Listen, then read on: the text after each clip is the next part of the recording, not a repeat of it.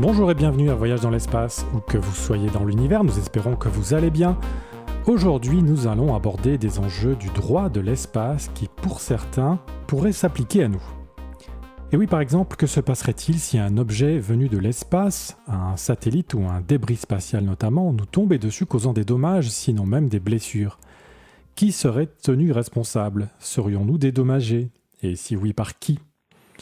Autre question que nous aborderons, peut-on faire n'importe quoi dans l'espace? Par exemple, une entreprise privée ou un gouvernement peut-il faire ce que bon lui semble dans l'espace ou encore sur la Lune ou bien Mars? Que se passerait-il si un crime était commis à bord de la Station spatiale internationale? Et qu'en est-il des touristes qui vont dans l'espace? Sont-ils protégés en cas d'accident? Comme on le verra, le droit spatial touche plusieurs enjeux, certains surprenants, d'autres plutôt cocasses, voire troublants. Et c'est ce dont Claude va parler avec Salomé Paradis, que vous connaissez déjà si vous avez écouté son portrait dans un balado diffusé en janvier 2024. Elle réalise actuellement un doctorat en droit de l'espace à la faculté de droit de l'Université Laval et de l'Université de Toulouse, sa thèse portant sur les assurances spatiales.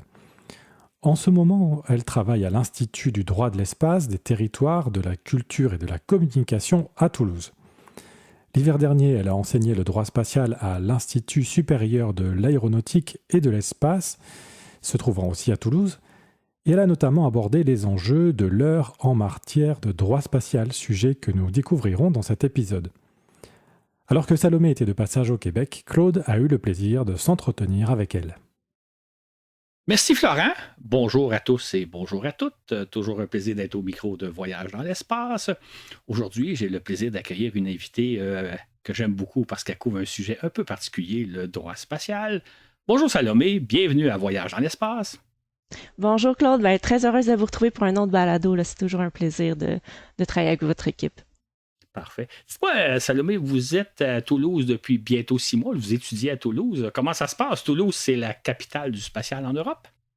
Oui, exactement, c'est ça. J'ai la chance de faire mon doctorat en co-tutelle avec l'Université Laval puis l'Université de Toulouse. Et donc là, je séjourne pour quelque temps à Toulouse.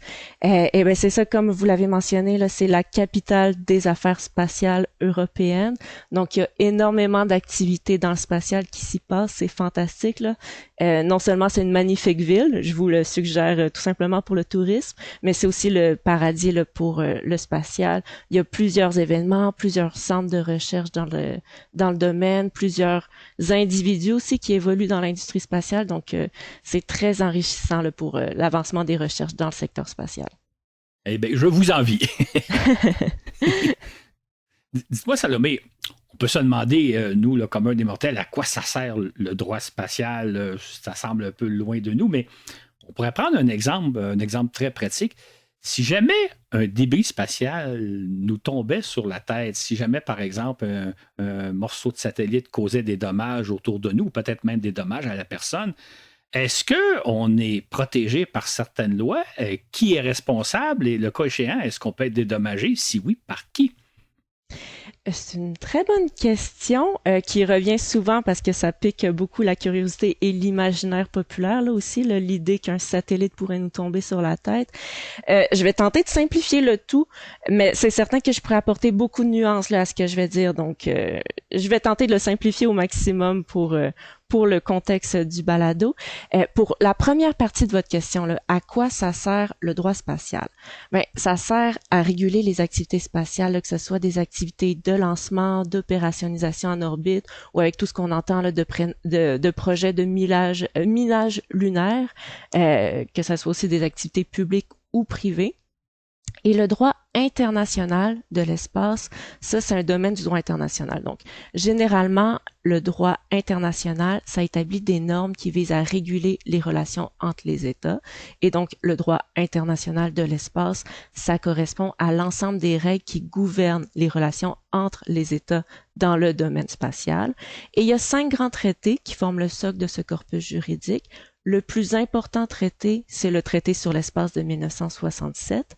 Les 4 autres traités subséquents, donc là je parle ici de l'accord sur le sauvetage des astronautes, la Convention sur la responsabilité internationale pour les dommages causés par des objets spatiaux, la Convention sur l'immatriculation des objets lancés dans l'espace et l'accord sur la Lune, eux ils sont venus préciser certains aspects qui étaient déjà énoncés dans le premier traité. Mais tenons-nous-en là pour le moment à ces 5 traités dont je vous parle pour le volet international, mais c'est certain que je pourrais vous parler aussi de d'autres résolutions là, et de d'autres sources de droit là, qui forment ce corpus juridique-là. Puis, à l'échelle nationale, il y a des États qui ont édifié des lois et des règlements pour encadrer leurs activités spatiales, donc notamment pour réguler les activités qui sont entreprises par leurs nationaux, comme les entreprises privées. Maintenant, si un débris spatial nous tombait sur la tête, là, qui serait responsable? D'abord, Claude, vous serez sûrement d'accord avec moi, là, mais disons que c'est des cas très rares parce que normalement, le débris serait désintégré dans l'atmosphère. Mais en effet, là, il y a néanmoins des règles qui ont été mises en place à cet égard si jamais ça arrivait. Les fondements du régime de responsabilité extra-atmosphérique, ça se trouve dans le traité sur l'espace de 1967.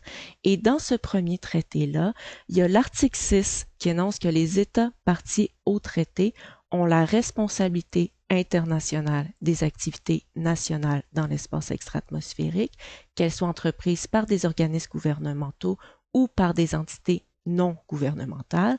Donc ici, on voit que ce sont les États qui sont responsables des activités publiques et privées, et donc responsable est ici entendu au sens large. Et plus loin dans le traité, à l'article suivant, l'article 7, c'est prévu que tout État parti au traité qui procède ou fait procéder au lancement d'un objet dans l'espace extra-atmosphérique. Donc ici, on fait référence au concept d'état de lancement. Donc les états de lancement, eux, ils sont responsables du point de vue international des dommages causés par le dit objet. C'est-à-dire que l'État peut être tenu responsable. Et donc, la responsabilité internationale des États, là, ce dont je vous parle, ça a été par la suite précisé dans la Convention sur la responsabilité, donc un des 4 traités subséquents au traité sur l'espace. Et en fait, ce qui est intéressant de cette convention-là, c'est qu'elle établit 2 régimes de responsabilité pour les activités spatiales. Donc, il y a l'article 2 qui lui prévoit que l'État de lancement a la responsabilité absolue de verser réparation pour les dommages causés par un objet spatial à la surface de la Terre ou aux aéronefs en vol. Donc, si les dommages sont intra-atmosphériques, donc s'ils sont sur la Terre, par exemple, on fait face à un régime de responsabilité absolue. C'est-à-dire que si un dommage est constaté, l'État est responsable, peu importe l'intention. Mais l'article 3, lui, énonce qu'en cas de dommage causé ailleurs qu'à la surface de la Terre, l'État n'est responsable que si le dommage est imputable à sa faute ou à la faute des personnes dont il doit répondre. Donc, pour des dommages extra-atmosphériques dans l'espace, on est confronté à un régime de responsabilité pour faute.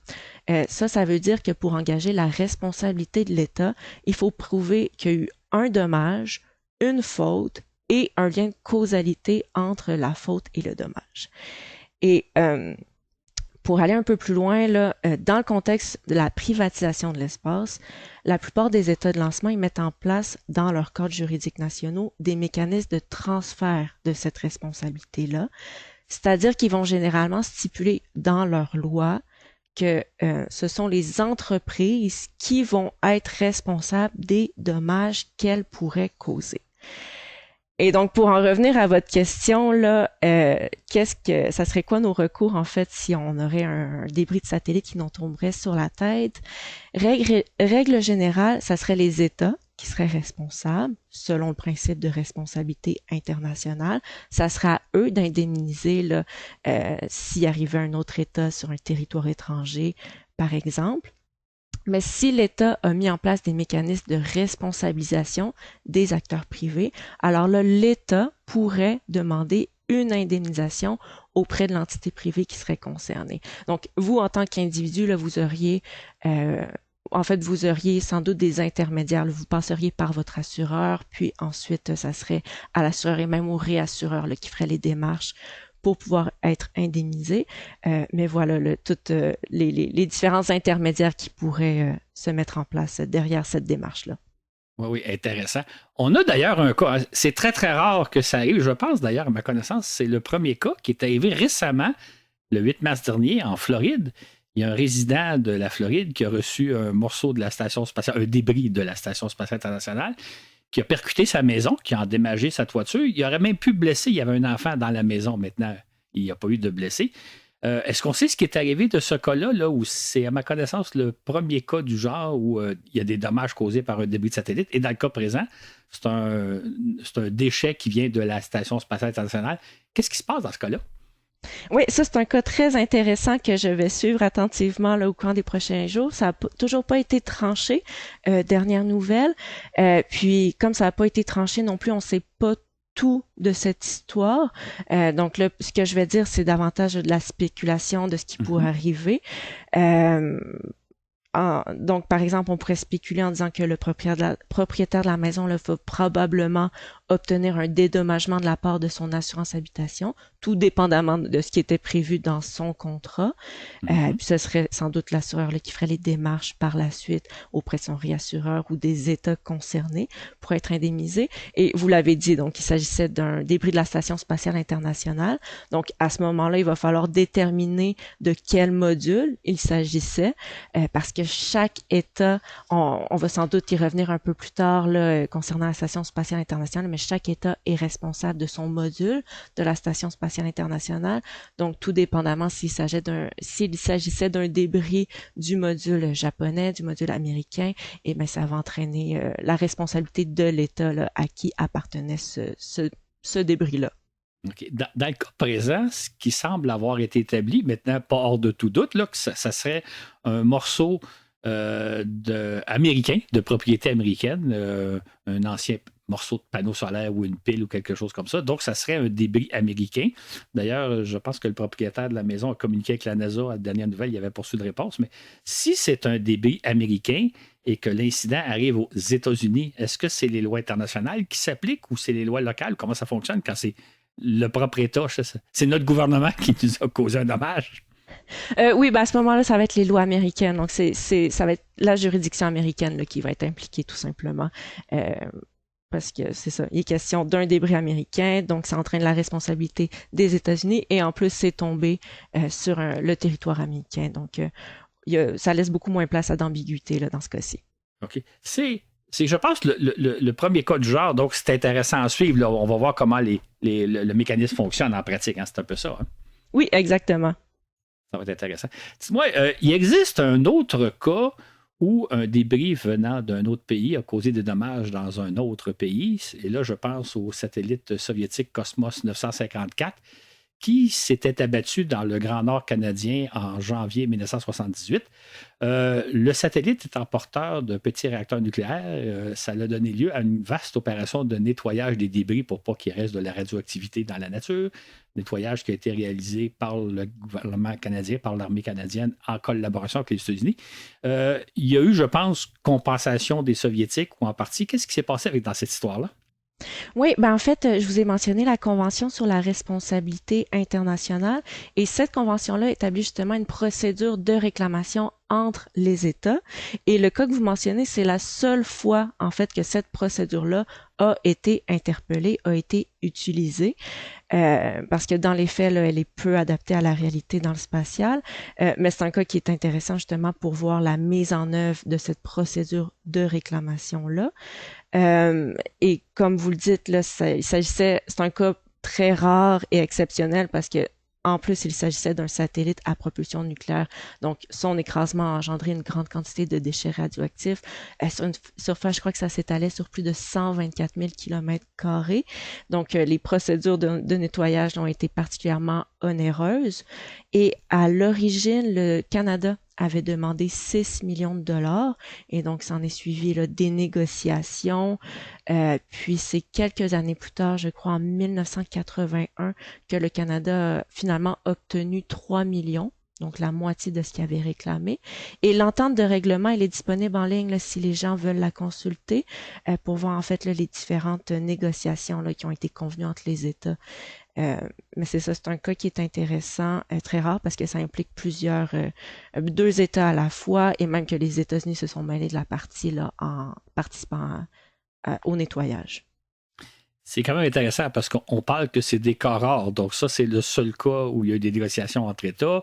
Il y a le cas qui est arrivé en Floride il y a quelques semaines à peine. Il ne faut donc pas trop s'inquiéter des débris qui pourraient tomber sur Terre. Parce qu'il faut savoir, à toutes les semaines, il y a des débris spatiaux qui rentrent dans l'atmosphère et qui brûlent pour l'essentiel. Donc, c'est très, très rare. Ici, on constate que la Terre est recouverte aux 2 tiers d'eau. S'il y a des débris qui atteignent 2 fois sur 3, c'est dans l'eau. Puis même quand ils atteignent le sol est relativement peu peuplé, etc. Donc, il ne faut pas trop s'inquiéter. Dites-moi, qu'est-ce qui arrive dans le cas de collision de satellites si, disons, un satellite chinois abîmait un satellite américain ou vice-versa? Qu'est-ce qui se passe dans le cas d'une collision de satellites? Ça aussi, c'est intéressant parce que le risque de collision, ben, il est bien réel, là, surtout en basse orbite, parce que vous le savez sûrement, mais la basse orbite, elle est saturée par la grande quantité d'objets et de débris qu'on y retrouve. Qu'est-ce qui arriverait? Bien, ça dépendrait de bien des choses.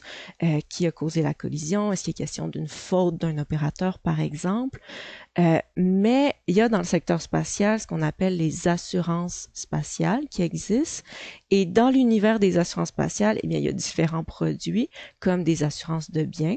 Les assurances de biens, ben, ça permet d'indemniser l'assuré pour les pertes là, qu'il aurait pu subir. Et il y a aussi des produits d'assurance responsabilité civile qui visent à indemniser une partie extérieure au contrat qui aurait pu subir un dommage causé par la faute involontaire de l'assuré.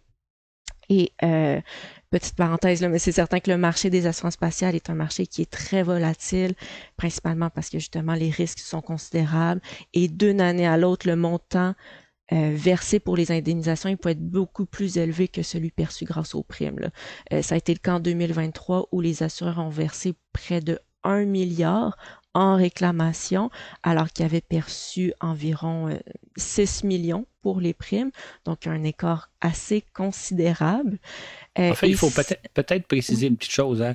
C'est que quand vous lancez un satellite, vous faites assurer votre satellite pour la valeur du satellite et des services qu'il doit rendre. Et si le satellite est perdu lors du lancement ou un peu après sa mise en orbite, là, vous réclamez des assurances. Mais le milliard en question n'a pas été réclamé à la suite de collisions intersatellites. C'est plutôt des satellites qui ont été perdus par eux-mêmes, soit par défaillance de la fusée ou par défaillance du satellite lui-même. Hein. Il n'y a pas tant de collisions que ça dans l'espace quand même. Hein. Non, là, c'est ça, je parle de cas beaucoup plus rares, pas uniquement de collisions. Il y a différents produits. Je parle d'assurance bien, mais il y a aussi comme... Il peut y avoir des assurances pour juste la phase de lancement, mais il y a des assurances aussi uniquement pour la phase opérationnalisation en orbite. Donc, il y a des cas de réclamation, en fait, où c'est un satellite qui a été perdu, perte totale, mais il était en orbite. Le Viasat 3, par exemple, 2023, ça c'était un cas, on n'était pas dans la phase de lancement du tout. Là, mais je veux dire, il n'est pas entré en collision. C'est juste qu'il a mal fonctionné. Non, exactement. Défaut de fabrication. Oui, exactement. Mais c'est ça, si 2 satellites là, avaient subi une collision, pour en revenir à votre question, et au cas de collision, en effet, très peu probable, mais tout de même, il y a des risques. Donc, il faudrait voir justement si les opérateurs étaient assurés. Et là, donc, on peut imaginer une situation qui impliquerait des réclamations d'assurance. Et pour en revenir là à des chiffres, en 2020, il y avait environ 46,5% des satellites qui étaient couverts par une assurance responsabilité civile. Donc, si un des deux était couvert par une telle assurance et que la faute serait démontrée, eh bien là, il pourrait avoir indemnisation. Là. OK. Parfait. En fait, donc, c'est un peu comme si les satellites sont assurés et c'est entre assureurs qui vont discuter de qui est responsable de quoi, à quel niveau, etc. À un certain degré. Mais c'est ça, comme là, je vous dis, 46,5% des satellites, c'est 1 sur 2.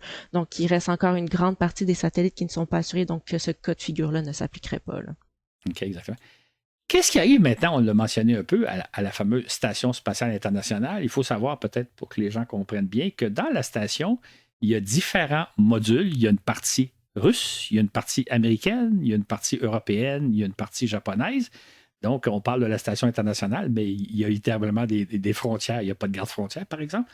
Qu'est-ce qui arrive si, à bord de la station spatiale, il y aurait un acte répréhensible de commis? Quelles sont les lois qui s'appliquent à ce moment-là? Oui, ben ça, il y a un accord qui détermine le tout très clairement, là, l'accord intergouvernemental sur la Station spatiale internationale, qui est plus communément appelé accord sur la Station spatiale internationale. C'est un traité multilatéral qui régit les opérations, la propriété et l'utilisation de la Station spatiale internationale. Et donc, ça décrit le cadre juridique là, pour exploiter et utiliser cette station-là. Et l'accord établit que la station, elle est détenue et exploitée par les agences spatiales participantes. Donc là, il y a la NASA que vous avez mentionné, Roscosmos, qui est l'agence spatiale russe, l'ESA, JAXA et la station spatiale, l'agence spatiale canadienne, pardon. Et ça définit aussi la manière dont les pays participants contribuent aux ressources, y compris les modules, les équipements et le financement, comment ils vont s'arranger pour maintenir aussi la Station spatiale internationale. Et en gros, en fait, c'est que chaque agence partenaire est responsable des modules ou des composantes là, spécifiques. Donc, les États-Unis sont responsables du module américain, le Canada va être responsable de maintenir le bras canadien, par exemple. Et donc, si un incident se produit dans la portion russe, eh bien, ce sont les lois russes qui vont s'appliquer. Et si c'est même chose qui vont cas de figure où quelque chose se passe dans la station spatiale, le module américain, pardon, ce sont les lois américaines qui vont s'appliquer.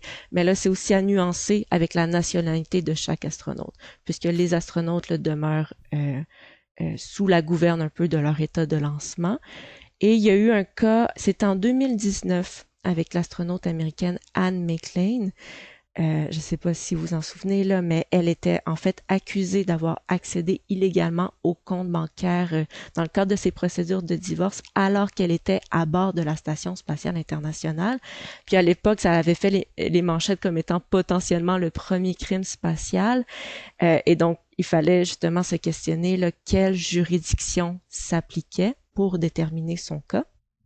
Mais dans ce cas-ci, c'était plutôt évident parce que la nationalité du plaignant, eh bien, c'était une personne qui était américaine. La défendresse, donc l'astronaute, elle était également américaine et elle était à bord du module américain au moment des allégations. Et donc, c'était évident que c'était la juridiction américaine qui allait s'appliquer. Et finalement, le verdict de cette histoire, elle était non coupable. Donc, il n'y a toujours pas eu de premiers crimes là, qui ont été commis dans l'espace. Il faut dire que je mettrais crime entre guillemets, parce que d'avoir accédé illégalement à un compte de banque, on n'est pas dans la grosse criminalité.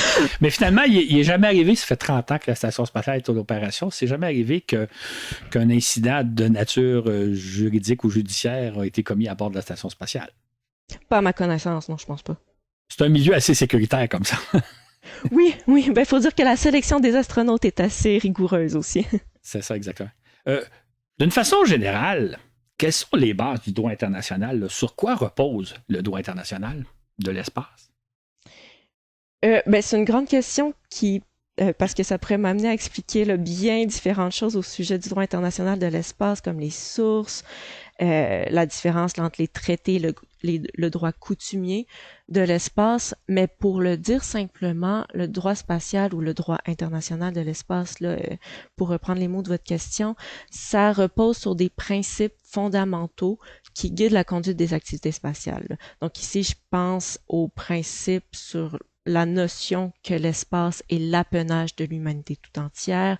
Un autre principe qui est la coopération des États dans l'espace. Il y a aussi un principe qui vise la non-utilisation des armes de destruction massive dans l'espace. Donc, les fondements du droit spatial, c'est des principes qui vont vraiment guider là, la base des activités spatiales. OK, c'est intéressant. Il y a évidemment une multitude de projets diversifiés qui sont en cours ou en préparation. Il y a donc toutes sortes d'enjeux dans le domaine du droit spatial, que ce soit, par exemple, quand on parle d'opérations scientifiques dans l'espace, de l'exploration et de l'exploitation des ressources spatiales. Il y a des projets militaires, des satellites militaires, il y a des projets commerciaux. Il y a beaucoup d'enjeux. C'est complexe, le droit spatial. c'est très complexe. Il y a énormément de choses à penser, là, surtout que le secteur spatial est en ce moment en pleine effervescence. Et de ça s'en découle un questionnement juridique qui est assez important. Dans les dernières années, le secteur spatial a subi des transformations importantes avec le rôle de plus en plus important que jouent les acteurs privés, là, notamment. Et l'encadrement du secteur privé dans l'espace, eh bien, c'est plutôt complexe. C'est un encadrement qui va varier selon le cadre juridique applicable et donc on est confronté à un morcellement, une fragmentation du droit spatial. Et avec tout ça en tête, je dirais que les recherches dans le droit spatial, là, ils portent en ce moment un intérêt particulier pour tout ce qui a trait à l'utilisation durable des activités spatiales et à la question de la militarisation de l'espace dans le contexte des tensions géopolitiques là, qui nous préoccupent. Bon, on va en parler un peu plus tard de la militarisation de l'espace, mais dans un premier temps, on va revenir en 1967. Il y a eu la conclusion du premier traité que vous avez mentionné un peu plus haut, où les Américains et les Soviétiques se sont entendus sur certaines règles de protection de leurs voyageurs de l'espace, c'est-à-dire de leurs astronautes et de leurs cosmonautes. Sur quoi les Américains et les Soviétiques se sont-ils entendus en 1967? Oui, il faut dire que les traités sur l'espace, là, dont celui de 1967, ça a été écrit dans le contexte de la guerre froide. Et donc, à l'époque, on craignait que l'arme nucléaire soit utilisée dans l'espace et on craignait aussi que les astronautes ou les cosmonautes soient faits prisonniers si jamais ils atterrissaient en territoire étranger. Et même que l'accord sur le sauvetage des astronautes, ça a été le deuxième texte qui a été adopté donc après le traité sur l'espace, là, tellement il s'agissait d'une préoccupation importante pour les deux grands rivaux de l'époque, là, donc pour l'Union soviétique et pour les États-Unis. Et l'accord établit des règles pour que les États parties, principalement, informent l'autorité, donc l'État de lancement, là, s'il constate que l'équipage d'un engin spatial a été victime d'un accident, s'il se trouve en détresse ou s'il a fait un atterrissage forcé ou involontaire sur un territoire qui relevait de sa juridiction. Ou si l'atterrissage s'est fait en haute mer. Là. Donc, ça stipule aussi que les États parties, ils doivent prendre immédiatement toutes les mesures possibles pour assurer le sauvetage de l'équipage et lui apporter toute l'aide nécessaire, peu importe leur nationalité. Ça stipule aussi que l'équipage doit être remis en toute sécurité à l'état de lancement. Donc, si à l'époque, des cosmonautes soviétiques seraient tombés près des États-Unis, les États-Unis auraient été dans l'obligation de leur prêter secours et de les rendre à l'Union soviétique. Et ça, c'est important de mentionner aussi que c'est des règles qui s'appliquent sur Terre et donc l'accord prévoit pas de mesures de sauvetage dans l'espace, par exemple. Ça aurait été tout un autre problématique.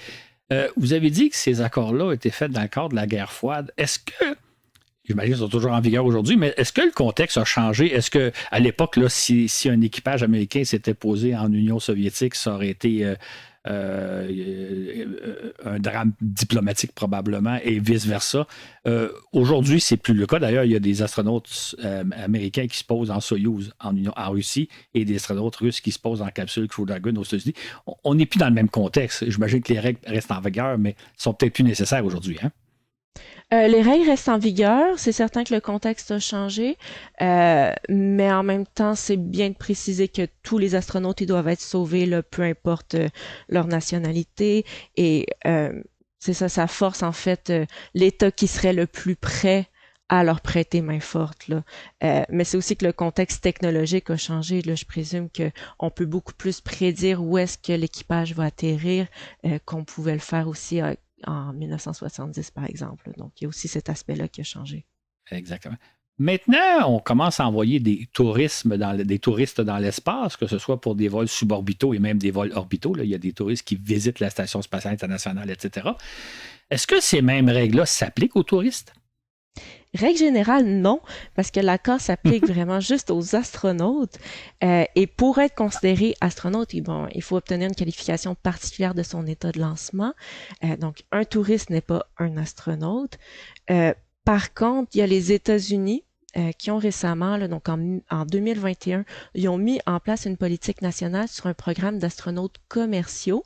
Donc ça établit des critères pour qu'un individu puisse obtenir une qualification d'astronaute commercial.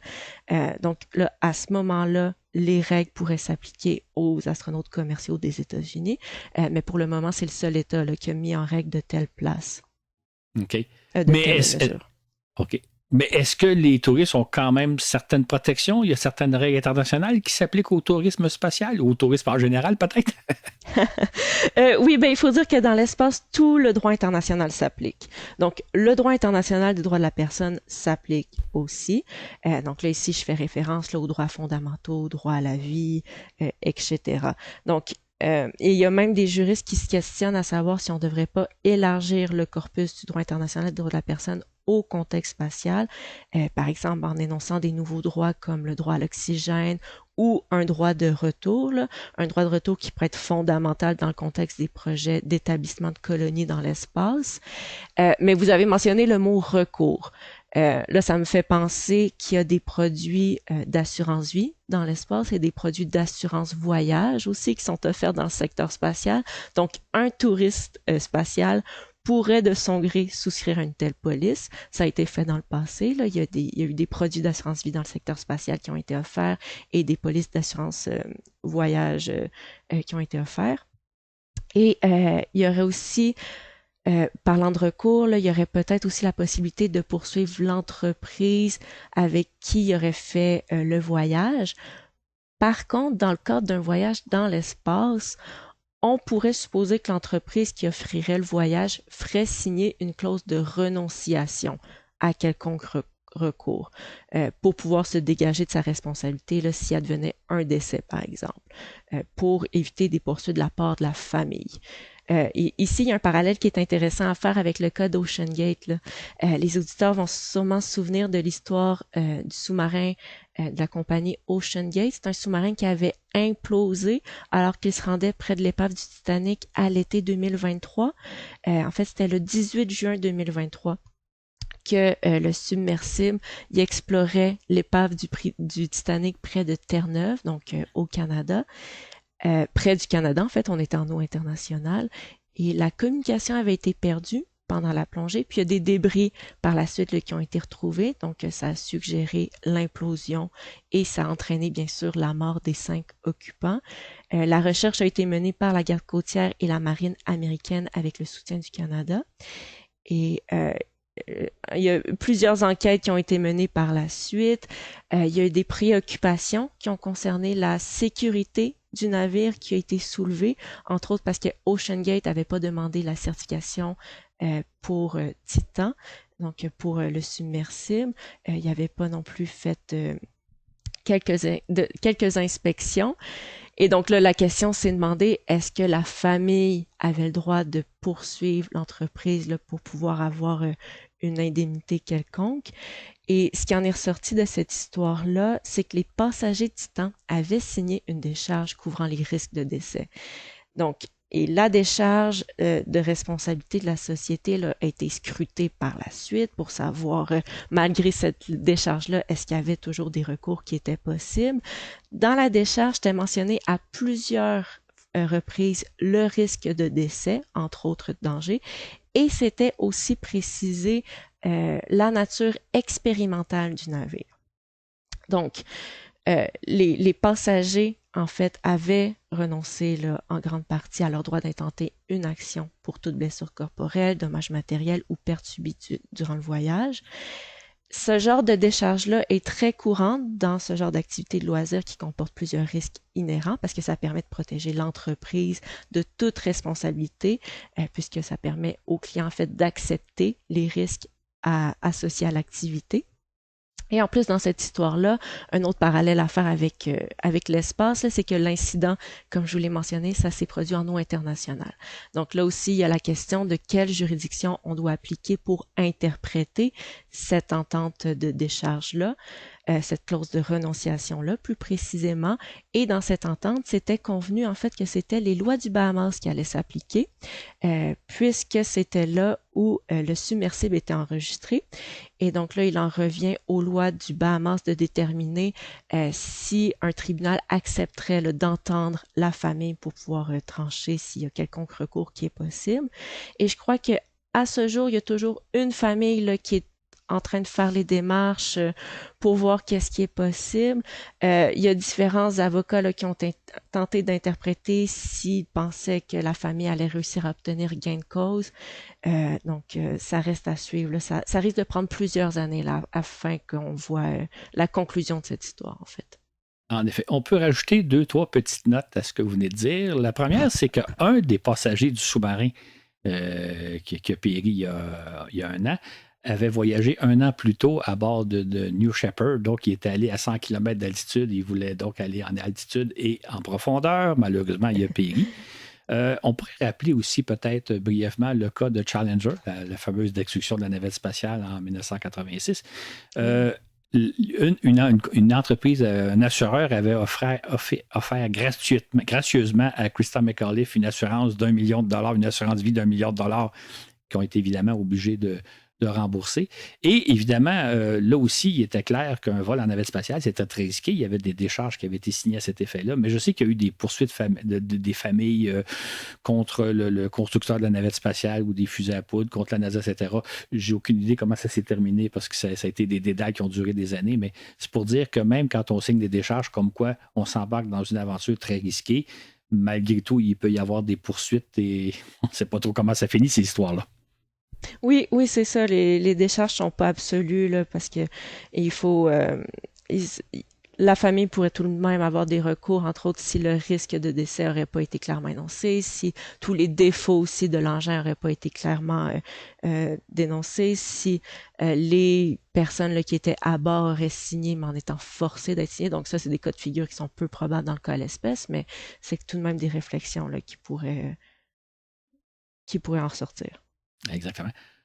Faisons un petit voyage dans le futur. Parlons un peu de science-fiction. Je ne sais pas si tous nos auditeurs auditrices ont vu le film The Martian. Est-ce que c'est Seul sur Mars? Je n'ai pas regardé le titre en français.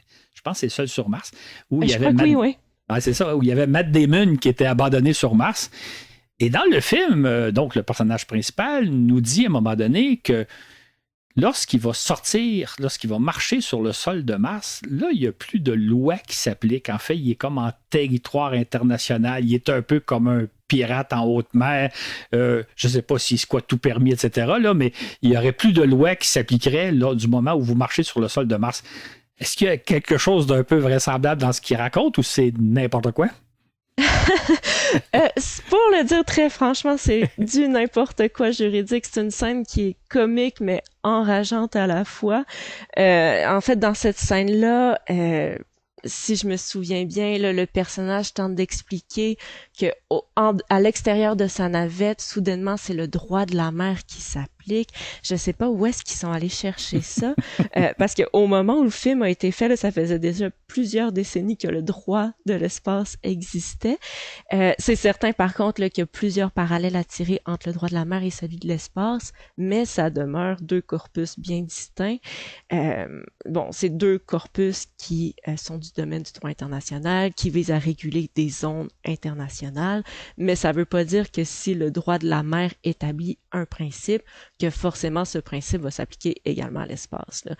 Par exemple, en droit de la mer, on a clairement délimité les différentes zones. Ça a été déterminé dans la Convention des Nations Unies sur le droit de la mer. Donc, il y a par exemple la mer territoriale qui va s'étaler jusqu'à 12 000. Ensuite, c'est la zone contiguë, puis la zone économique exclusive qui s'étend jusqu'à 200 000. Puis ensuite, c'est la haute mer, la zone internationale. Mais en droit de l'espace, en comparaison, on n'a toujours pas formellement établi la frontière où se termine le droit aérien et où commence le droit de l'espace. Et il y a des normes et des principes là, qui concernent la pêche en haute mer, mais qui sont pas pour autant transposables dans le contexte de l'exploitation des ressources spatiales. Donc, c'est sûr qu'on peut faire des analogies, mais pour tout ce qui est pirates de l'espace, application du droit de la mer dans l'espace. On va dire que c'est comique, mais en même temps un peu enrageant pour les chercheurs en droit spatial.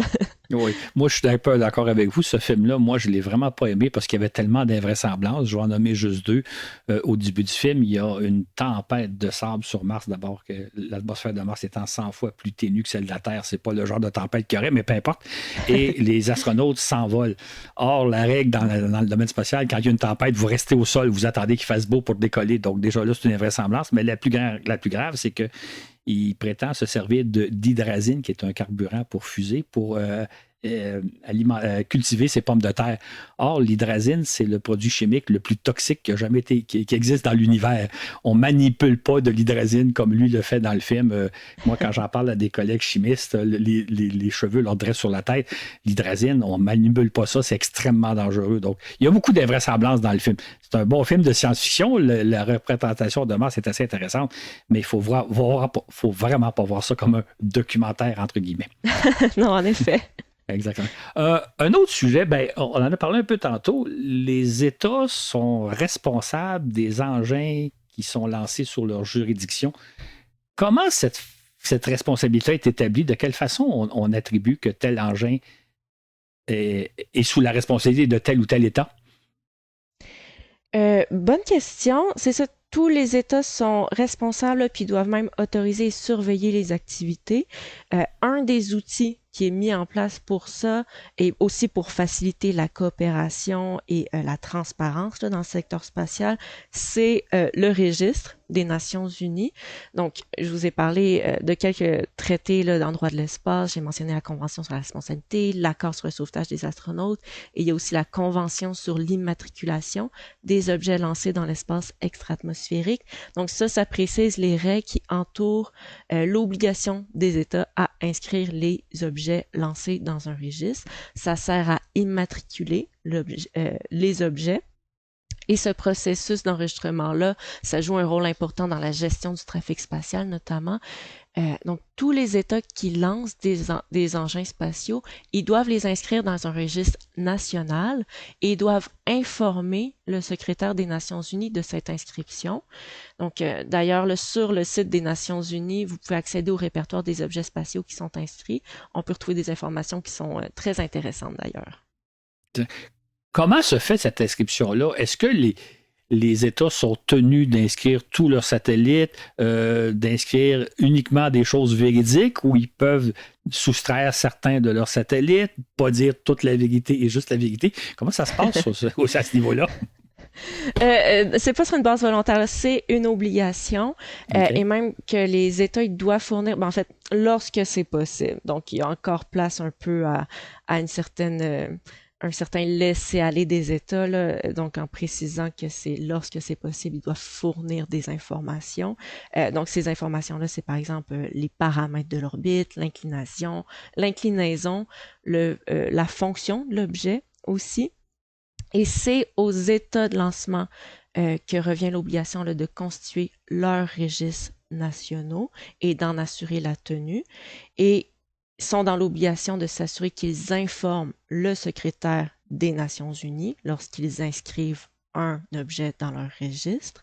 S'il y a 2 ou plusieurs états de lancement, à ce moment-là, c'est eux là, qui vont déterminer conjointement lequel va inscrire l'objet dans son registre pour éviter aussi là, qu'il y ait une répétition des objets.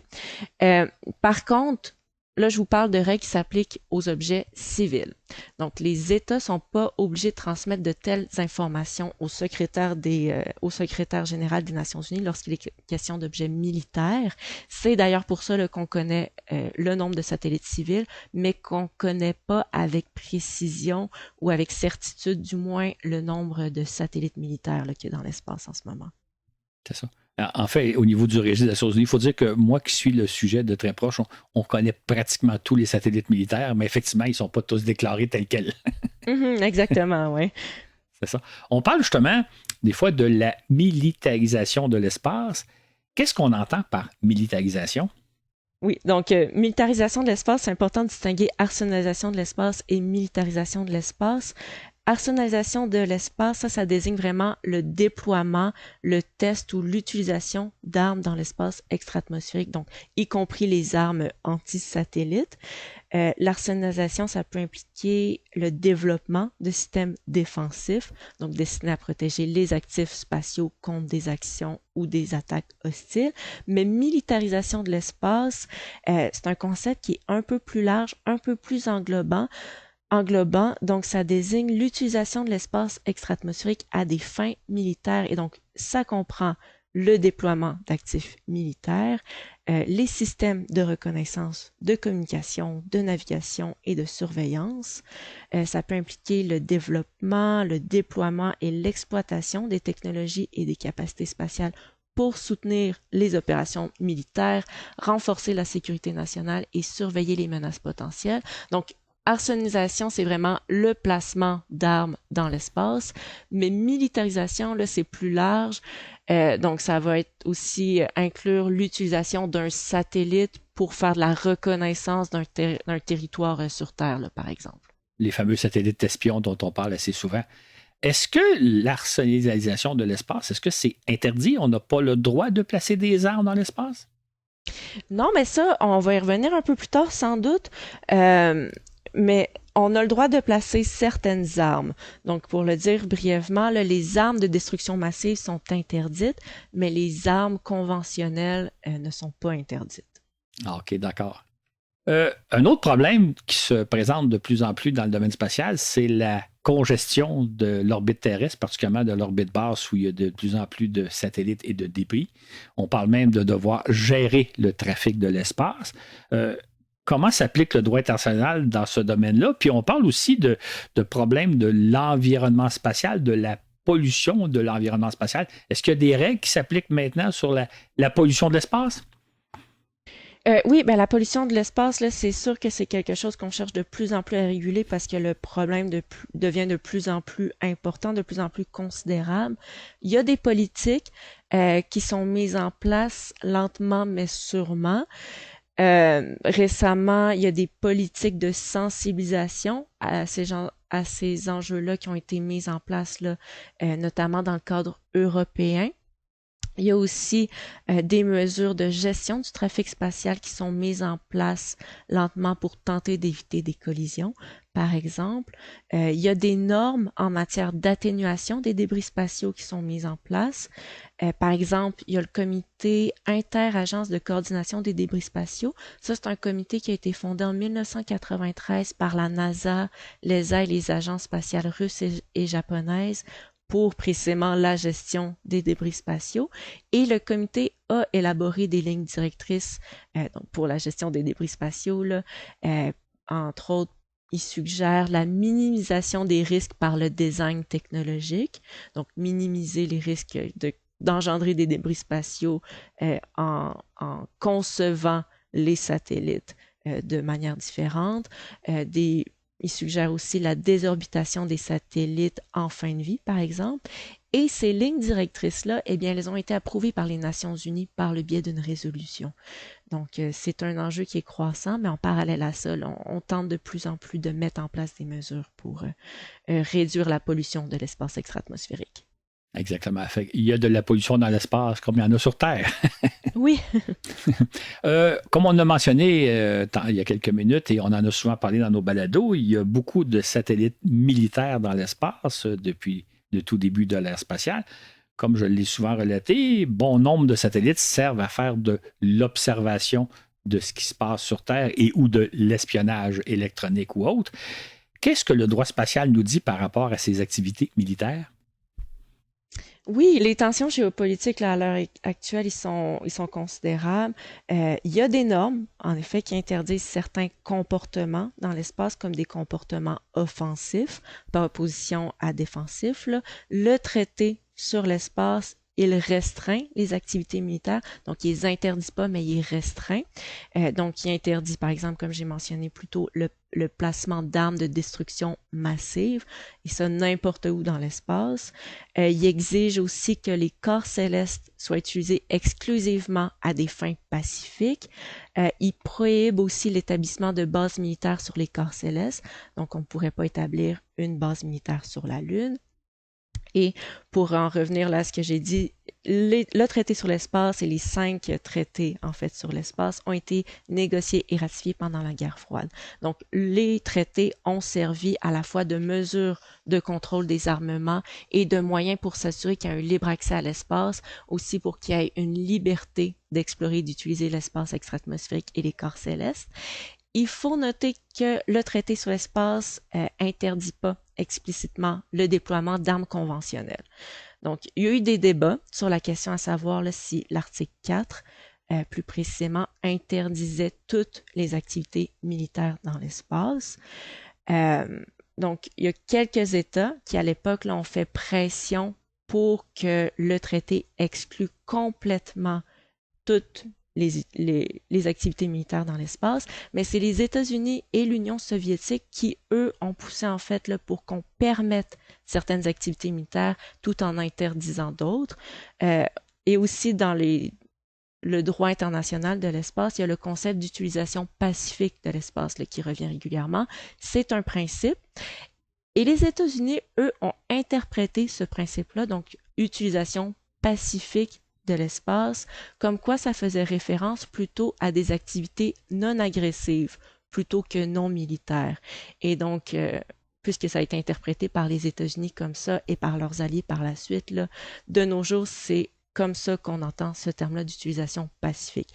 Donc, ça désigne qu'on peut utiliser l'espace, on ne peut pas utiliser l'espace à des fins agressives, mais on peut l'utiliser pour certaines activités militaires, malgré le terme pacifique qui est employé.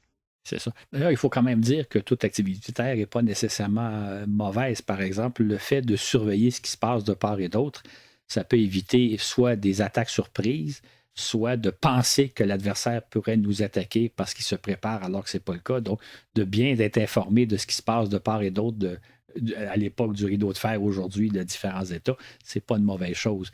Est-ce qu'en vertu des traités qui sont plus ou moins respectés, j'espère qu'ils sont assez bien respectés, est-ce qu'une guerre spatiale est possible quand même ou ça ne devrait pas arriver? Une guerre spatiale est possible. Il y a même en décembre 2019, l'OTAN qui a officiellement désigné l'espace comme un nouveau domaine opérationnel pour ses activités. Et guerre spatiale, en fait, il faut préciser qu'est-ce que ça implique. Il y a un article très intéressant qui a été rédigé là, par un chercheur en droit spatial, Ethan Tepper, qui a été publié récemment. Et lui, en fait, il catégorise 3 types principaux de guerre spatiale. Donc, il y aurait les attaques espace-espace. Donc ça se produit exclusivement dans l'espace où il est question d'installations spatiales qui engagent des actions offensives ou défensives contre d'autres installations qui sont dans l'espace. Une guerre spatiale, ça pourrait aussi impliquer des attaques espace-terre ou terre-espace. Donc, dans ce scénario-là, les attaques sont lancées depuis l'espace vers des cibles sur Terre ou inversement. Donc, par exemple, une attaque peut être lancée depuis une installation spatiale vers des sites terrestres sur Terre ou en mer, ou inversement, là, depuis une installation terrestre vers des actifs spatiaux. Et ces attaques impliquent le passage de l'arme à travers l'espace aérien. Donc, pendant sa territoire, ça traverse un autre territoire qui est l'espace aérien. Donc, on implique encore un autre corpus juridique qui est le droit aérien. Et il y a un autre scénario probable d'une guerre spatiale, que ça, c'est les cyberattaques qui ciblent les actifs spatiaux. Donc, ce type d'attaque-là, ça provient en fait du domaine virtuel, mais qui ont des conséquences réelles, là. Et il y a par exemple le virus Stuxnet qui a causé des dommages physiques aux centrifugeuses d'une centrale nucléaire iranienne entre 2009 et 2010. Donc ça illustre comment les cyberattaques, comment ils peuvent affecter en fait l'infrastructure physique dans l'espace et même sur Terre. Donc, la guerre spatiale, ça pourrait potentiellement se dérouler dans 5 théâtres différents, donc l'espace extra-atmosphérique, l'espace aérien, les ondes maritimes, les territoires terrestres et le cyberespace. Et donc, quand on entend parler de guerre spatiale au sens large, eh bien, c'est très probable et même que ça s'est déjà produit. Mais par contre, il faut quand même dire que quand on parle de guerre spatiale, il n'y a pas nécessairement des victimes humaines. Là. Il n'y a pas des soldats qui s'entretuent ou des civils qui sont victimes, comme ça se passe un peu sur Terre. Il y a d'ailleurs, on va juste faire une parenthèse, un jour j'en ferai peut-être un balado, mais il y a l'idée que les Américains ont lancée que les Russes seraient en train de mettre au point des satellites qui pourraient, par exemple, faire exploser une bombe nucléaire dans l'espace, ce qui neutralisait tous les satellites. Le problème de ce système-là, et c'est fortement débattu si les Russes sont en train de le faire ou pas, c'est que vous détruisez vous mettez KO non seulement les satellites de votre ennemi, mais les vôtres et ceux de vos pays amis. Par exemple, si les Russes détruisaient tous les satellites, détruiraient tous les satellites chinois. Je ne suis pas certain que la Chine serait très, très heureuse, détruirait leurs propres satellites.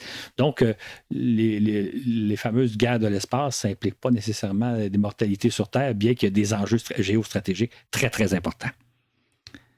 Dites-moi, on sait que de plus en plus, que certains États se dotent maintenant d'armes anti-satellites, là, donc soit des missiles tirés depuis la Terre qui détruisent un satellite ou des satellites qui vont en détruire d'autres. Est-ce qu'un pays qui s'attaquerait aux satellites d'un autre pays, est-ce qu'en soi, ça constitue un acte de guerre ou il y a des nuances à apporter? Ça dépendrait du contexte. Là. Il y a des nuances à apporter. Pour qu'on soit dans un contexte de guerre, il y a tout de même une échelle de gradation. Il y a des distinctions entre tension et conflit armé.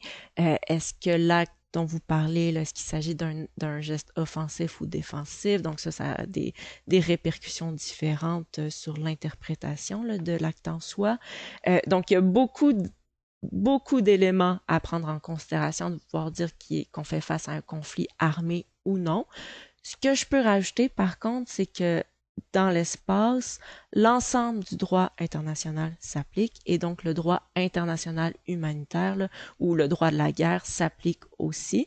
Ça, c'est essentiellement un corpus qui établit des règles dans un contexte de conflit armé, principalement pour protéger les populations civiles qui ne seraient pas parties aux hostilités. Donc, dans un contexte de l'espace, comme vous l'avez mentionné, qui seraient beaucoup moins impliqués dans le conflit. Et il y a en effet des armes qui sont placées dans l'espace. Il y a des armes anti-satellites, des missiles anti-satellites. Il y a eu des interdictions là, qui ont été établies par contre par rapport à ces armes-là. Mais il y a d'autres armes aussi, je pense aux satellites chinois là, qui sont capables de désorbiter un satellite ennemi. Je crois que vous l'avez mentionné dans un autre balado précédent aussi, mais les Chinois qui auraient déployé un satellite capable de tirer un fusil laser pour attaquer un autre satellite. Donc ici, il s'agit d'arsenalisation de l'espace et non pas d'un acte de guerre. Donc pour déterminer là, s'il s'agirait d'un acte de guerre, eh bien, c'est ça dépendrait du contexte et de toutes les nuances là, qui entoureraient le contexte. C'est un peu comme ce qui pourrait se passer sur Terre si, par exemple, les Américains abattaient un avion militaire chinois ou russe. Comment ceux-ci réagiraient-ils, etc., vice-versa. Donc, le contexte jouerait pour beaucoup. Comment la victime prend la chose. Oui, exactement. Puis comment les États-Unis aussi se défendraient, probablement qui dirait qu'il s'agissait ici d'un acte défensif et non offensif, donc c'était pas une hostilité, blablabla. Donc c'est ça. Énormément de choses à prendre en considération ici. C'est ça. Changeons un peu de sujet, prenons un peu nos distances. Selon les traités internationaux, à qui appartient les objets, par exemple la Lune, les astéroïdes, tout ça? Est-ce qu'il y a un droit de propriété? Comment ça fonctionne? Pour le dire très simplement, ça appartient à personne. Il y a un principe de non-appropriation là, de la Lune, des corps célestes et tout ça dans l'espace. Donc, en fait, l'article 2 du traité de l'espace, ça stipule que donc l'espace, donc les territoires, là, les biens immobiliers, c'est res communis, donc c'est choses communes. Et la Lune et les corps célestes, ça c'est res extra commercium, c'est-à-dire qu'ils ne peuvent pas être commercialisés. Donc, ici, on voit le principe de non-appropriation de l'espace, ce qui veut dire que les États, ils peuvent pas réclamer par voie de souveraineté ou autre là, une partie de l'espace. Donc, ils peuvent pas non plus octroyer un titre de propriété immobilière dans l'espace à un individu. Puisqu'ils n'ont pas de territoire qui leur appartient, ils peuvent pas dire à une personne, bon, ben, prends cette partie-là du territoire de la Lune, maintenant elle t'appartient, fais-en ce que tu veux. Ça, c'est pas probable. Et dans le passé, il y a des individus qui ont prétendu être propriétaires là, dans l'espace. Il y a par exemple le cas de Gregory Nimitz. Lui, il s'était proclamé propriétaire de l'astéroïde Eros et il a même intenté des poursuites contre la NASA devant le tribunal fédéral des États-Unis pour les obliger à payer un loyer, ce qui est assez loufoque là. Cette affaire-là a été portée devant le tribunal de San Francisco, donc Nimitz contre les États-Unis, mais finalement le tribunal a rejeté l'affaire là, parce qu'il n'y avait aucune base légale à ce que Nimitz prétendait. Ensuite, Nimitz a tenté de faire appel de cette décision, mais en effet, là, il n'y avait aucune base légale. On ne peut pas s'auto-proclamer propriétaire d'un territoire dans l'espace. Là. C'est pas quelque chose qui est possible. C'est ça. Juste un peu amusant, Nimitz, c'est le nom d'un célèbre sous-marin américain. On pourrait dire qu'il a été torpillé. C'est ça. Il y avait un autre cas, j'espère qu'il n'existe plus dans les années 90-2000, quelqu'un qui vendait des territoires sur la Lune. Vous pouviez, je pense, vous lui envoyer statut $20, quelque chose comme ça, et il prétendait que telle petite portion de la Lune vous appartenait. Dans le fond, ce que lui vous vendait, c'était possiblement une belle petite carte, un morceau d'une carte géographique qui disait que tel territoire de la Lune, mais ça n'a aucune validité légale. Vous ne pourriez pas vous dire tel cratère m'appartient ou telle portion de la Lune. De toute façon, la Lune ne lui appartenait pas, il ne pouvait pas la vendre. Exactement, ben vous faites référence à Denis Hope en fait. Puis je crois que son site web est toujours en cours là, sur lequel vous pourriez acheter un certificat qui dit que vous appartenez telle parcelle de la Lune. Et il a tenté là, d'obtenir gain de cause un peu, en fait, d'entendre son histoire auprès de des Nations Unies, mais les Nations Unies ont jamais retourné ses appels parce que ça repose sur rien. Et si vous acquérez un jour un tel certificat, eh bien, au-delà de l'accrocher sur votre mur, eh bien, ça n'a aucune autre valeur, là. C'est un objet de décoration, si vous voulez, qui mentionne votre nom et que vous pourriez être propriétaire de telle parcelle, mais dans les faits, ça n'a aucune valeur juridique. C'est ça. Je ne sais pas si vous avez la réponse, mais est-ce qu'un site, par exemple, où c'est posé Apollo 11, on pourrait imaginer que c'est un site qui est maintenant inviolable, on ne voudrait pas que quelqu'un l'exploiter. Est-ce qu'il est comme protégé par certains traités ou une entreprise pourrait dire « je vais sur le site, je vais même bousiller les traces laissées par les astronautes ». Est-ce qu'il y a une certaine protection apportée sur un site comme celui d'Apollo 11 ou pas? Le saviez-vous?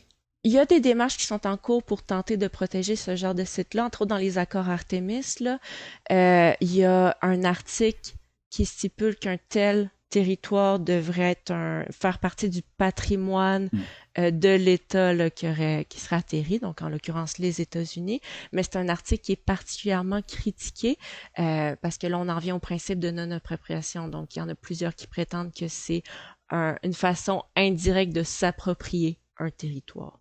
Okay. Il y a les deux côtés à cette histoire-là. Oui, c'est les deux côtés de la médaille. On vient donc de dire que l'espace appartient à personne ou du moins à toute l'humanité. Qu'est-ce qui va arriver le jour où un gouvernement ou une entreprise va décider d'aller exploiter les ressources naturelles, par exemple, de la Lune ou d'un astéroïde? Parce qu'il y a quand même des richesses intéressantes. On peut penser à l'hélium-3. Est-ce que sans dire que le territoire nous appartient, est-ce qu'une entreprise ou un gouvernement aurait le droit d'exploiter les ressources de la Lune ou d'un astéroïde? Oui, ça c'est un cas qui est un peu particulier. C'est ça, ce dont je vous parlais, là, il était vraiment question de propriété immobilière. Maintenant, pour les propriétés mobilières, là, comme les ressources extraites, la situation est très complexe. Parce que, en fait, en vertu de l'article 11, paragraphe 5 précisément de l'accord sur la Lune, c'était prévu que les États parties s'engagerait à établir un régime international pour encadrer l'exploitation des ressources naturelles de la Lune lorsque cette exploitation sera sur le point de devenir possible. Mais il y a peu d'États qui sont partis à cet accord-là, et donc pour cette raison-là et tout plein d'autres, il n'y a aucun régime international pour régir l'exploitation des ressources naturelles de la Lune qui a été établi. Et donc, il y a un débat entourant l'exploitation des ressources extraites dans l'espace. Là. Il y a des juristes qui soutiennent que les États et même les acteurs privés n'ont pas le droit de commercialiser ces ressources-là parce que les États ne sont pas en mesure d'octroyer ce droit à leurs entités privées. Mais il y a d'autres juristes qui soutiennent que cette interdiction-là, qui est mentionnée là, entre autres avec le principe que l'espace est non commercialisable, ça s'appliquerait uniquement aux États et non aux acteurs privés, et donc que les acteurs privés pourraient avoir le droit de commercialiser ces ressources-là sous certaines conditions. Et donc là, on est confronté à une zone grise du droit international, et devant cette zone grise du droit international, eh bien, il y a des États qui ont unilatéralement adopté des lois pour permettre à leurs acteurs privés de commercialiser les ressources. Jusqu'à maintenant, il y a quatre États qui ont mis en place de telles lois, donc les États-Unis, le Luxembourg, les Émirats arabes unis et le Japon. Et ce que leur loi prévoit, pour le dire simplement, c'est que les entreprises privées pourraient avoir le droit d'aller exploiter les ressources, donc les extraire, et en faisant l'extraction, ils pourraient les amener à bord de leurs engins spatiaux. Et à bord de leurs engins spatiaux, donc où il serait question de la juridiction nationale de l'État, là, ils pourraient être propriétaires de ces ressources-là et donc les commercialiser et en disposer comme ils souhaitent. Mais là, on est confronté à un concept de propriété privée dans l'espace qui reste a priori à déterminer parce que dans les faits, là, il y a encore aucune entreprise qui a réussi à aller extraire une ressource là, pour que ce cas de figure-là arrive concrètement. Donc, ça reste à voir qu'est-ce qui va se produire juridiquement dans les faits quand ça va arriver pour vrai, mais pour le moment, c'est le scénario envisageable. Oui. Parce que ça va probablement arriver, entre guillemets, bientôt, d'ici peut-être une décennie ou deux. Là, on n'est pas tout à fait là, mais les richesses étant là, ça ne devrait pas être très long que le cas va se présenter pour de vrai. Vous avez du travail à faire, mademoiselle. Oui. Oui, ben il y a iSpace, entre autres, là, qui est l'entreprise l'entreprise japonaise qui, elle, a obtenu un permis pour aller exploiter ce genre de ressources-là sur la Lune. Donc, c'est la première entreprise privée à avoir officiellement obtenu un permis là, pour aller extraire ces ressources-là. Et leur technologie se développe de plus en plus. Donc, vous parlez de décennies, peut-être 10-20 ans, mais d'après moi, ça va être même peut-être moins que 10 ans. Là. Donc, ça s'en vient plus rapidement qu'on pense. En fait, probablement que c'est ça, probablement qu'à un moment donné, ça va être des très, très petites quantités non négligeables, mais quand ça va devenir des véritables exploitations commerciales, la question va se poser. Dites-moi, en 2020, les Américains ont mis sur pied ce qu'ils appellent les accords Artemis, qui sont, si j'ai bien compris, là, je ne suis pas spécialisé à la question, comme des principes qui devraient gouverner l'exploration et l'exploitation de la Lune et des astéroïdes et autres astres. De quoi s'agit-il et à qui ça s'applique? Qui fait partie de ces accords-là? Oui, ben les accords Artemis, ça, c'est des accords qui ont été convenus dans le cadre du programme Artemis. Et donc, programme Artemis et accord Artemis, c'est deux choses distinctes. Le programme Artemis, c'est le programme qui est mis en place par la NASA pour le retour de l'humanité sur la Lune et éventuellement sur Mars. S'ils en viennent à franchir les différentes étapes de leur programme. Les accords Artemis, malgré leur nom, c'est pas un accord international, donc ça n'a pas un statut juridique, ça n'a pas non plus la force exécutoire des traités en vertu du droit international, même s'ils sont présentés comme tels. C'est pas un accord entre les gouvernements. C'est en fait un accord entre les agences spatiales, donc c'est une entente politique, pour le dire plus simplement. Et les agences politiques n'ont pas la compétence, en fait, pour signer des accords Artemis. Donc, c'est une des raisons qui explique pourquoi c'est pas un accord international, mais simplement une entente politique entre les agences spatiales. Donc, s'ils ne les respectent pas, il n'y aurait pas de sanctions qui en découleraient à proprement parler. C'est pas non plus un accord international qui est enregistré par le secrétaire des Nations Unies, là, ce qui est un élément essentiel pour que ça soit un instrument de droit contraignant. Donc, je viens de vous dire qu'est-ce que ne sont pas les accords Artemis, mais en fait, que sont les accords Artemis, là? C'est un outil de gouvernance spatiale qui est utilisé pour guider certaines activités dans l'espace, dont l'exploitation des ressources extra-atmosphériques. Ça peut être considéré comme un instrument politique étrangère qui est déployé par les États-Unis pour promouvoir et diffuser leur politique spatiale nationale. C'est un accord, c'est ça, je crois qu'à ce jour, il y a une trentaine d'agences là, qui l'ont signé, dont l'Agence spatiale canadienne. Et le but de ces accords-là, c'est d'établir une vision commune par le biais d'un ensemble pratique de principes, de lignes directrices et de meilleures pratiques pour améliorer la gouvernance de l'exploration civile et de l'utilisation de l'espace extra-atmosphérique dans l'intention de faire progresser le programme Artemis. Est-ce que ces accords-là sont neutres ou d'une certaine façon, ils pourraient avantager les Américains? Puisque c'est eux qui les ont d'abord élaborés. Ça n'a pas été un projet, une négociation internationale ou entre pays, c'est les Américains qui proposent ça. Est-ce que c'est à leur avantage?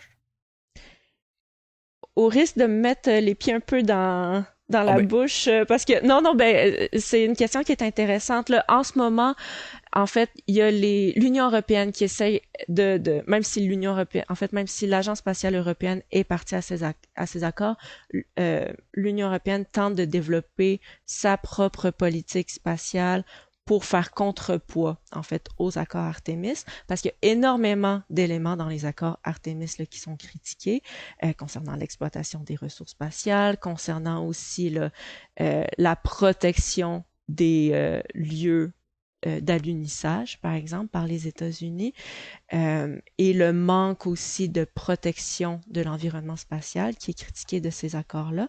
Donc, il y a d'autres mesures qui se mettent en place pour faire contrepoids. Et donc, dans cette optique-là, oui, on pourrait dire que c'est essentiellement la vision des États-Unis qui est promue par ces accords-là.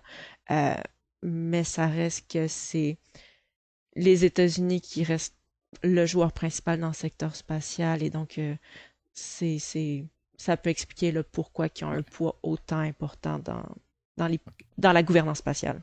Il faut dire aussi que la Chine et la Russie n'adhèrent pas à ces accords-là, fait que eux voient ça comme étant l'hégémonie américaine une fois de plus. Mm-hmm. C'est ça. Dans ces accords-là, il y a un concept, d'ailleurs que je ne connais pas personnellement, mais qui s'appelle les zones de sécurité. De quoi s'agit-il? Oui, ben c'est ça. En matière de gouvernance de l'espace extra-atmosphérique, il y a le concept de zone de sécurité. Ça réfère à une notion floue, plutôt là, parce qu'il n'y a pas de définition légale ni de consensus international à ce sujet-là. Mais essentiellement, ça vise à désigner des zones établies pour garantir la sûreté et la sécurité des activités spatiales, là, y compris les opérations des engins spatiaux, les missions d'exploration et l'utilisation des ressources spatiales. C'est un concept qui a pour but de délimiter des zones, comme une zone sur la Lune, là, pour prévenir les collisions, les interférences ou les dommages aux engins spatiaux et aux installations. Donc, si une entreprise souhaiterait aller exploiter des ressources lunaires, selon ce concept-là, on pourrait lui attribuer une zone de sécurité, donc pour délimiter la zone où elle pourrait effectuer ses opérations, pour que sa sécurité là, soit garantie en quelque sorte. C'est un concept qui est mentionné dans les accords Artemis, mais c'est aussi mentionné dans d'autres documents, là, comme celui du groupe de travail de la haie. Donc, c'est un concept qui est critiqué par certains, mais en même temps qui apporte certains avantages là, pour garantir la sécurité dans certains contextes. Si je comprends bien, on n'est pas très, très loin de pouvoir céder une parcelle d'un territoire à une entreprise, si on dit. Oui, ben c'est une des raisons pourquoi c'est critiqué, c'est qu'en effet, c'est très flou par rapport à la délimitation de la non-appropriation. Par contre, ce qu'il faut ajouter à ce concept-là de zone de sécurité, c'est que ça serait attribué pour une période précise. Donc, éventuellement, la zone de sécurité prendrait fin. Donc, c'est ce qui permet là, de faire la nuance entre une appropriation qui serait permanente versus une zone de sécurité qui serait temporaire. OK, d'accord. Intéressant, intéressant.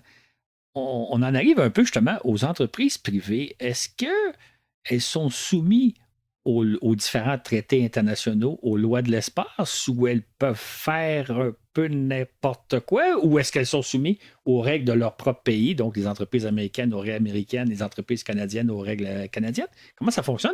C'est quoi pour les entreprises privées? Les entreprises, elles sont soumises aux lois de leur État et les États, eux, sont soumis au droit international.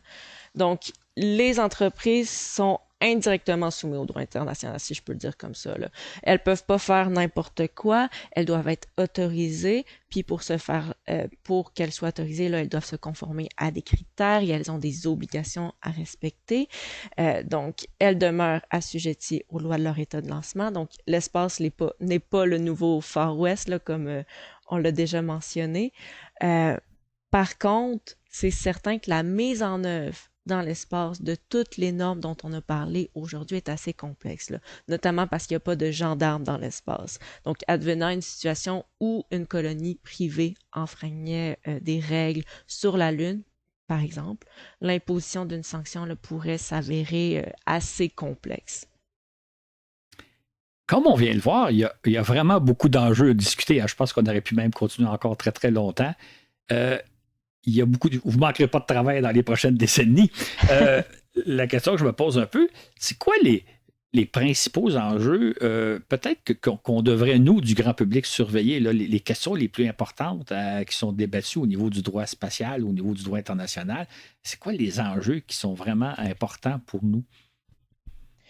Ben, il y en a plusieurs. C'est sûr que personnellement, l'enjeu que je considère primordial, là, parce que selon moi, c'est un enjeu qui les englobe tous, c'est la coopération dans l'espace. Là, j'ai mentionné qu'avec tous les cadres nationaux qui étaient mis en place, qu'on fait face à une fragmentation du droit spatial. Et donc, il y a aussi un nivellement juridique à la baisse, c'est-à-dire que les États souhaitent dans un certain sens, attirer le plus possible des entreprises spatiales sur leur territoire parce que toutes les activités spatiales, ça promet une certaine croissance économique à long terme. Et donc, pour les attirer, les États abaissent leurs standards. Et donc, on est confronté à plusieurs enjeux en abaissant les standards. Les normes environnementales peuvent être moindres dans un certain état. Les obligations financières, elles peuvent être plus floues dans un autre état. Et donc, ça peut faciliter la fiscalité de certaines entreprises spatiales. Donc, il y a énormément d'enjeux à surveiller. Pour revenir à votre question, c'est sûr que à l'heure actuelle où on se parle, les enjeux environnementaux sont considérables. La pollution de l'espace extra-atmosphérique, c'est grave, pour le dire franchement. Le fait qu'on soit en train de polluer l'espace, ça me paraît choquant. Et les enjeux militaires aussi, là, avec la croissance des tensions géopolitiques aussi, là, que c'est à surveiller. Il en est de l'espace comme il en est de la Terre. Malheureusement, on transporte nos problèmes là-haut. Oui. Dites-moi, au moment où je vous parle, vous êtes de passage au Québec, vous retournez bientôt à Toulouse. C'est quoi, comment avez-vous votre proche avenir? Là? Qu'est-ce qui va se passer pour vous dans les prochains mois, prochaines années? Bonne question. Ben là, c'est ça, je suis encore au doctorat. Donc, à court terme, mon objectif, c'est de terminer mon doctorat et donc rédiger ma thèse qui porte sur les assurances spatiales. Et à long terme, ben, ça va être de poursuivre là, les recherches dans le droit de l'espace, là, contribuer à l'avancement des recherches dans ce secteur-là. On l'a vu, il y a énormément de questions à se poser, principalement en ce qui a trait à la régulation des entités privées. Et donc, là, je vais poursuivre dans cette branche-là, c'est certain. Là, c'est une branche qui me fascine. Le droit de l'espace. Donc, je veux rédiger des articles, peut-être publier des livres, poursuivre la participation à différents événements scientifiques comme les différentes conférences qu'il y a dans ce secteur-là un peu partout dans le monde. Et je vais avoir du pain sur la planche, je crois bien. Je pense que vous ne manquerez pas de travail. C'est intéressant. On peut penser, ceux qui ont peut-être commencé le balado au début, on se demandait quel est l'intérêt du droit spatial. Je pense qu'on a vu que ça a vraiment beaucoup d'intérêt, beaucoup d'incidence sur les enjeux de l'heure. C'est vraiment intéressant et de votre côté, je pense que vous ne manquerez pas de travail. En effet. Ben, je vous remercie beaucoup, Salomé. Ça a été vraiment, vraiment intéressant. Merci beaucoup. À la prochaine. À la prochaine.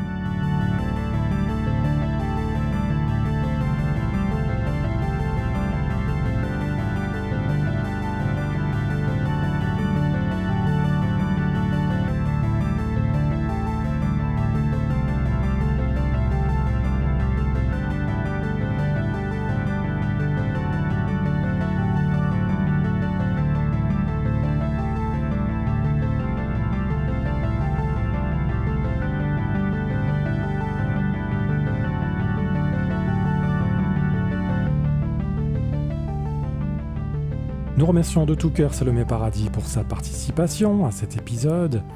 Nous accueillons chaleureusement un nouveau supporter via le site patreon.com. Bienvenue à Anthony Delay.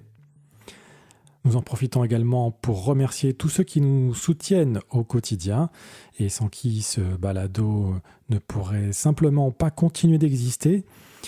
Le prochain épisode sera le deuxième volet de la grande aventure d'Apollo 11, l'arrivée à la Lune. Ce balado a été préparé par Claude Lafleur avec Florent Meunier à la réalisation et Laurent Runigo, Dylan Baillargeon à la diffusion. Sur ce et où que vous soyez dans l'univers, à bientôt pour un autre voyage dans l'espace.